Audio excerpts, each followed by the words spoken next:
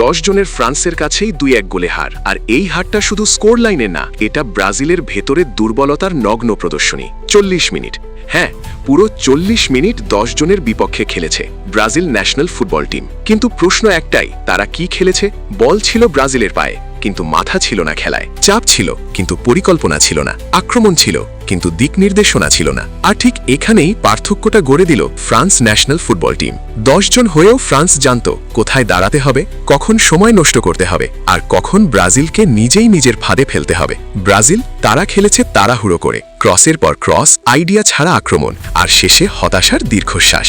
10 জনের বিপক্ষে 40 মিনিট খেলেও যদি ম্যাচ বের করতে না পারেন, তাহলে সেটা শুধু হতাশাজনক না, লজ্জাজনক। এই ম্যাচ চোখে আঙুল দিয়ে দেখিয়ে দিল ব্রাজিলের সমস্যা প্রতিভায় না, সমস্যা ম্যাচ ম্যানেজমেন্টে, সমস্যা মানসিক দৃঢ়তায়, সমস্যা কোচিং আইডিয়ায়। ফ্রান্স 1 জন কম নিয়েও ম্যাচ জিতেছে, আর ব্রাজিল 11 জন নিয়েও নিজের নাম হারিয়েছে। এমন সব ফুটবল আপডেট সবার আগে পেতে ফুটবল বাজারের সাথে থাকুন। ভিডিও ভালো লাগলে লাইক দিন, শেয়ার করুন।